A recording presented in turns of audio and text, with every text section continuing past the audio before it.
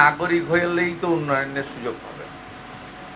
আপনি যদি দেশের নাগরিক না হন, আপনি সোশ্যাল ওয়েলফেয়ার স্কিম থেকে শুরু করে আপনি সব কিছুই, এমপ্লয়মেন্ট থেকে শুরু করে ভ্যাকসিনেশন থেকে শুরু করে, তো ভারতবর্ষে তো নাগরিকদের জন্যই দায়বদ্ধতা কেন্দ্র এবং রাজ্য সরকারের।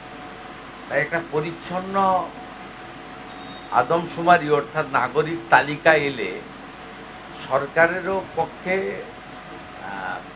কার কার জন্য কী বিষয় দরকার সেটা পেয়ে যাবে। এবারের ফর্মে আপনি দেখবেন ইন ডিটেলস রয়েছে, যেটা আগের আদমশুমারিগুলোতে অতটা ডিটেলস ছিল না।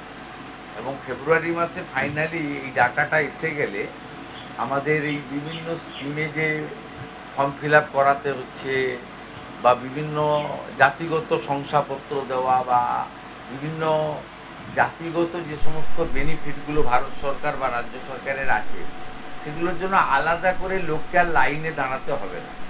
এটা একটা অত্যন্ত পার্মানেন্ট একটা রেকর্ড আমাদের তৈরি হয়ে যাবে, যেটা দিয়ে আমরা আগামী দিনে আমাদের দেশ এবং প্রদেশকে এগিয়ে নিয়ে যেতে পারব।